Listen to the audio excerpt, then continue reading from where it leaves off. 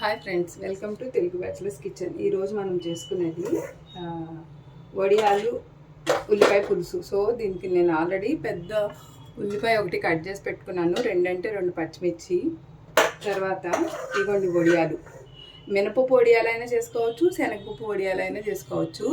ఇవైతే శనగపప్పు వడియాలే. నేను ఆల్రెడీ చాలా కొంచెం కర్రీ కొంచెమే కాబట్టి కొంచెం చింతపండు నానబెట్టి పెట్టుకున్నాను.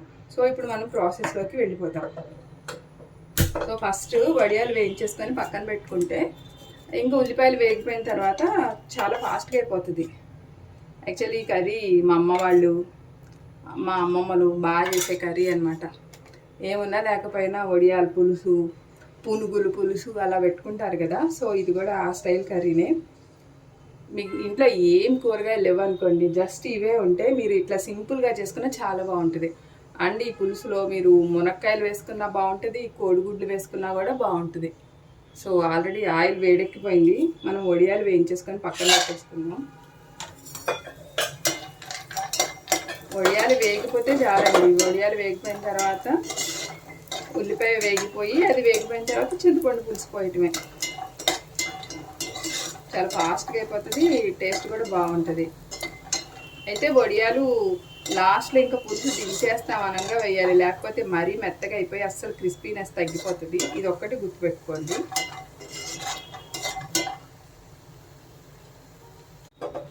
వడియాలు వేసిపోయినాయండి.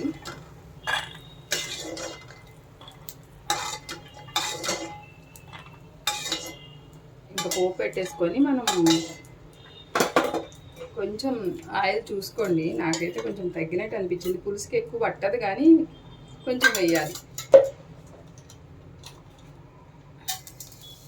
పోపులో శనగపప్పు అక్కర్లేదు, మిగతా వేస్తే సరిపోతుంది. జీలకర్ర మాత్రం కంపల్సరీ వేయండి. సో పప్పు కూడా వేగిపోయింది.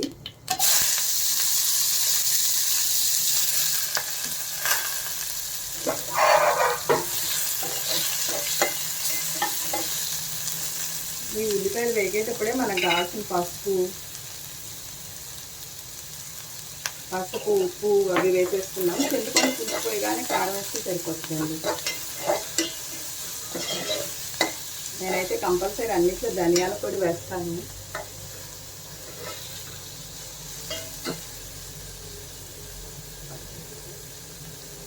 ఇదిగోండి రుచికి సరిపడా. ఫస్ట్ అయితే ఒక స్పూన్ వేస్తున్నా, తర్వాత కావాలంటే మళ్ళీ చూసుకోవచ్చు.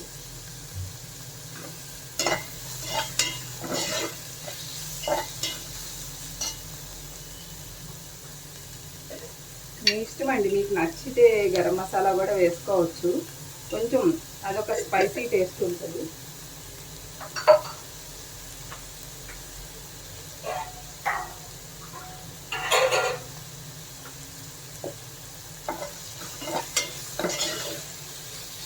సో ఉల్లిపాయ కొంచెం మగ్గిన తర్వాత చింతపండు రసం పోసేస్తే ఇక ప్రాసెస్ అయిపోయినట్లే. ఉల్లిపాయలు వేగిపోయినాయండి. ఇప్పుడు నేను చింతపండు రసం పోసేస్తున్నాను. నేను చాలా కొంచెం కర్రీ చేస్తున్నాను కాబట్టి అన్నీ తక్కువ క్వాంటిటీలో చూపిస్తున్నాను. మీరు రేషియోని బట్టి అడ్జస్ట్ చేస్తాను. ఇదిగోండి ఆల్రెడీ వడియాలు వేగిపోయినాయి కాబట్టి నేను చింతపండు పులుసు పోసుకుంటున్నాను సరిపడినంత.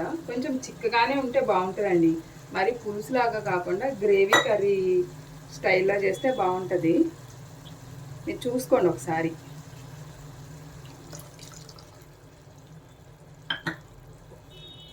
పులుసు పోసేసానండి. ఇది కొంచెం ఇట్లా పోసిన వెంటనే కారం వేసి కొంచెం సేపు పులుసు మరిగిన తర్వాత మంచి స్మెల్ వస్తున్నప్పుడు ఈ వడియాలు వేసేసి జస్ట్ 1 మినిట్ ఉంచి దించేయటమేనండి.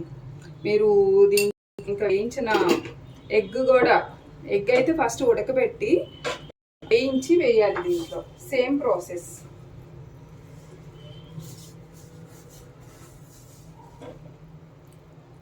ఒకసారి నేను ఇక్కడ ఉప్పు కారం సరి చూసుకుంటున్నాను. ఏమైనా ఉంటే ఇప్పుడే సెట్ చేసేసుకోవచ్చు కాబట్టి.